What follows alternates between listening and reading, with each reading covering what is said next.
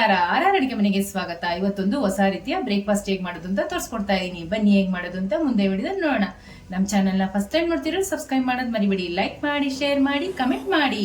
ಒಂದ್ ಖಾರ ರೆಡಿ ಮಾಡ್ಕೊಂಡ್ಬಿಡೋಣ. ಖಾರಕ್ಕೆ ಒಂದ್ 6 ರಿಂದ 7 ಮೆಣಸಿನ್ಕಾಯಿ ಹಾಕೊಂತಾ ಇದೀನಿ. ಕಡಲೆ ಹಿಟ್ಟು ಮತ್ತೆ ಎಲೆಕೋಸ್ ಗ್ಯಾಸ್ ಅಲ್ವಾ, ಅದಕ್ಕೆ ಒಂದ್ ಸ್ವಲ್ಪ ಶುಂಠಿ ಹಾಕೊಂತಾ ಇದೀನಿ. ಒಂದ್ ಸ್ವಲ್ಪ ಉಪ್ಪು ಹಾಕೊಂತಾ ಇದೀನಿ. ಇದನ್ನ ರುಬ್ಕೊಂಡ್ಬಿಡೋಣ. ನೋಡಿ, ಈ ತರ ಪೇಸ್ಟ್ ಮಾಡ್ಕೊಂಡಿದೀನಿ. 1/4 kg ಕಡಲೆ ಹಿಟ್ಟು ತಗೊಂಡಿದೀನಿ. ಅದನ್ನ ಜರಡಿ ಮಾಡ್ಕೊಂಡ್ಬಿಡೋಣ, ದೋಳೆನ ಇದ್ರೆ ಹೋಗ್ಲಿ ಅಂತ.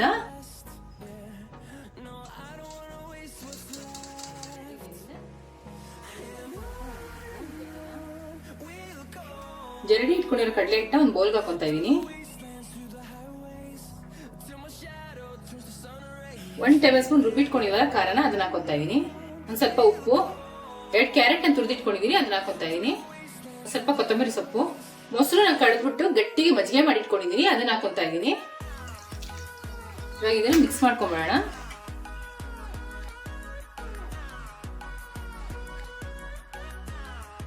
ಚೆನ್ನಾಗಿ ಗಂಟಿಲ್ದಿರಂಗೆ ಮಿಕ್ಸ್ ಮಾಡ್ಕೋಬೇಕು. ನೋಡಿ, ಚೆನ್ನಾಗಿ ಮಿಕ್ಸ್ ಆಗಿದೆ. ಇವಾಗ ಇದನ್ನ ಸ್ವಲ್ಪ ಹೊತ್ತು ರೆಸ್ಟ್ ಬಿಟ್ಬಿಡೋಣ. ಒಂದು ಬೌಲ್ ತಗೊಂಡಿದ್ದೀನಿ, ಇದಕ್ಕೆ 1/4 ಕಪ್ಪು ಮೀಡಿಯಂ ರವೆ ಹಾಕೊಂತಾ ಇದೀನಿ. 1 ಟೇಬಲ್ ಸ್ಪೂನ್ ಖಾರ ಹಾಕೊಂತಾ ಇದೀನಿ. ಸಣ್ಣ ಕಟ್ ಮಾಡಿ ಇಟ್ಕೊಂಡಿರೋ ಎಲೆಕೋಸ್ ಹಾಕೊಂತಾ ಇದೀನಿ. ಸ್ವಲ್ಪ ಕೊತ್ತಂಬರಿ ಸೊಪ್ಪು, ಸ್ವಲ್ಪ ಉಪ್ಪು, ಒಂದು 1/2 ಕಪ್ಪು ತೆಂಗಿನಕಾಯಿ ತುರಿ ಹಾಕೊಂತಾ ಇದೀನಿ. ಇವಾಗ ಇದನ್ನ ಸರಿ ಮಿಕ್ಸ್ ಮಾಡ್ಕೊಂಡ್ಬಿಡೋಣ.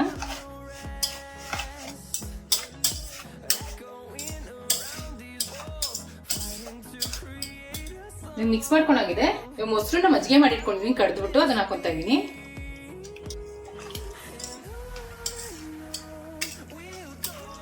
ಸ್ವಲ್ಪ ಗಟ್ಟಿ ಇದೆ, ಸ್ವಲ್ಪ ಮೊಸರು ಹಾಕೊಳ್ಳೋಣ. ಮಿಕ್ಸ್ ಮಾಡ್ಕೊಂಡಾಗಿದೆ, ಸ್ವಲ್ಪ ರೆಸ್ಟ್ ಬಿಟ್ಬಿಡೋಣ. ಕಲಸಿಟ್ಕೊಂಡಿರೋ ಹಿಟ್ಟು ಇವಾಗ ಒಂದು ಅರ್ಧ ಗಂಟೆ ಚೆನ್ನಾಗಿ ನೆಂದಿದೆ. ಇವಾಗ ಇದಕ್ಕೆ 1/2 ಟೇಬಲ್ ಸ್ಪೂನ್ ಸೋಡಾ ಹಾಕೊಂತಾ ಇದೀನಿ. ಇದನ್ನ ಮಿಕ್ಸ್ ಮಾಡ್ಕೊಂಡ್ಬಿಡೋಣ.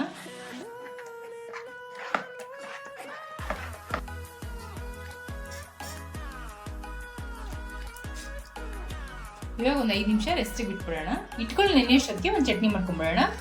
ಸ್ವಲ್ಪ ಪುದೀನ ಹಾಕೊಂತಾ ಇದ್ದೀನಿ, ಸ್ವಲ್ಪ ಕೊತ್ತಂಬರಿ ಸೊಪ್ಪು, 3 ಹಸಿಮೆಣಸಿನ್ಕಾಯಿ, ಸ್ವಲ್ಪ ಶುಂಠಿ, ಸ್ವಲ್ಪ ಬೆಳ್ಳುಳ್ಳಿ, ಸ್ವಲ್ಪ ಕಾಯಿ ತುರಿ, ರುಚಿಗೆ ತಕ್ಕಷ್ಟು ಉಪ್ಪು. ಇವಾಗ ಇದನ್ನ ರುಬ್ಕೊಂಡ್ಬಿಡೋಣ. ನೋಡಿ, ಈ ಥರ ರುಬ್ಕೊಂಡಿದ್ದೀನಿ. ಚಟ್ನಿನ ಒಂದು ಸರ್ವಿಂಗ್ ಬಲ್ಗೆ ಶಿಫ್ಟ್ ಮಾಡ್ಕೊಂಡ್ಬಿಡೋಣ. ಒಗ್ಗರಣೆ ಮಾಡಿ ಇಟ್ಕೊಂಡಿದ್ದೀನಿ, ಅದನ್ನ ಹಾಕೊಂತಾ ಇದ್ದೀನಿ ಚಟ್ನಿಗೆ. ಚಟ್ನಿ ರೆಡಿಯಾಗಿದೆ. ಒಂದು ಪಾತ್ರೆ ತಗೊಂಡು ತುಪ್ಪ ಸೋರಿಟ್ಕೊಂಡಿದ್ದೀನಿ. ಹಿಟ್ಟು ಚೆನ್ನಾಗಿ ನೆಂದಿದೆ. ಇವಾಗ ಇದನ್ನ ಹಾಕೊಂಡ್ಬೇಡ.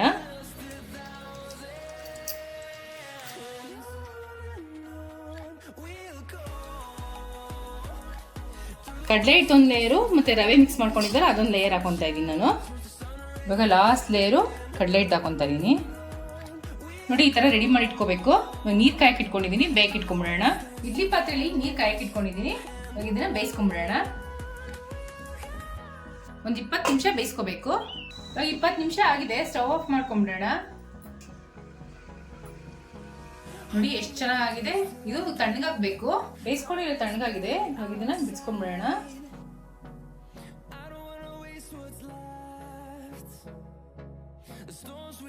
ಪ್ಲೇಟ್ನ ಈ ತರ ಹಾಕ್ಬಿಟ್ಟು ಟರ್ನ್ ಮಾಡ್ಕೊಂಡ್ಬಿಡ್ಬೇಕು. ಈ ತರ ನೋಡಿ, ನಿಧಾನಕ್ಕೆ ಒಂದ್ಸರಿ ಈ ತರ ಟ್ಯಾಪ್ ಮಾಡಬೇಕು. ನಿಧಾನಕ್ಕೆ. ಎಷ್ಟು ಚೆನ್ನಾಗಿ ಆಗಿದೆ ನೋಡಿ. ಇದಕ್ಕೆ ಒಂದು ಒಗ್ಗರಣೆ ಮಾಡ್ಕೊಂಡ್ಬಿಡೋಣ. ಒಂದು ಬಾಂಡಿ ತಗೊಂಡಿದ್ದೀನಿ, 2 ಸ್ಪೂನ್ ಎಣ್ಣೆ ಹಾಕೊಂತಾ ಇದ್ದೀನಿ. ಒಂದು ಸ್ವಲ್ಪ ಸಾಸಿವೆ ಹಾಕೊಂತಾ ಇದ್ದೀನಿ, ಒಂದು ಸ್ವಲ್ಪ ಜೀರಿಗೆ ಹಾಕೊಂತಾ ಇದ್ದೀನಿ, ಒಂದು ಸ್ವಲ್ಪ ಕರಿಬೇವು ಕಟ್ ಮಾಡಿ ಇಟ್ಕೊಂಡಿದ್ದೀನಿ, 3 ಹಸಿಮೆಣಸಿನ್ಕಾಯಿ, ಈರುಳ್ಳಿ ಸಣ್ಣ ಕಟ್ ಮಾಡಿ ಇಟ್ಕೊಂಡಿದ್ದೀನಿ, ಅದನ್ನ ಹಾಕೊಂತಾ ಇದ್ದೀನಿ. ಸ್ವಲ್ಪ ಫ್ರೈ ಮಾಡ್ಕೋಬೇಕು ಎಣ್ಣೆಯಲ್ಲಿ. ಈರುಳ್ಳಿ ಬಾಡಿದೆ, ಇವಾಗ ಸ್ಟವ್ ಆಫ್ ಮಾಡ್ಕೊಂಡ್ಬಿಡೋಣ. ಒಂದು ತವ ತಗೊಂಡಿದ್ದೀನಿ, ಅದಕ್ಕೆ ಸ್ವಲ್ಪ ಎಣ್ಣೆ ಹಾಕೊಂತಾ ಇದ್ದೀನಿ. ಇವಾಗ ತವದ ಮೇಲೆ ಬೆಂದಿತ್ತಲ್ಲ, ಅದನ್ನ ಹಾಕೋಬೇಕು. ಈ ಥರ ಒಗ್ಗರಣೆ ಮಾಡಿ ಇಟ್ಕೊಂಡಿದ್ವಲ್ಲ, ಅದನ್ನ ಹಾಕೋಬೇಕು. ಇದ್ರ ಮೇಲೆ ಎಲ್ಲ ಕಡೆ ಸ್ಪ್ರೆಡ್ ಮಾಡ್ಕೋಬೇಕು ನೀಟಾಗಿ. ಒಂದು ಸ್ವಲ್ಪ ಕಾಯಿ ತುರಿ, ಒಂದು ಸ್ವಲ್ಪ ಕೊತ್ತಂಬರಿ ಸೊಪ್ಪು. ಇವಾಗ ಕಟ್ ಮಾಡಿ ತೋರಿಸ್ತೀನಿ. ನೋಡಿ, ಎಷ್ಟು ಚೆನ್ನಾಗಿದೆ ಅಲ್ಲ. ಕರ್ನಾಟಕ ಸ್ಟೈಲ್ ಢೋಕ್ಲಾ ರೆಡಿ ಆಗಿದೆ.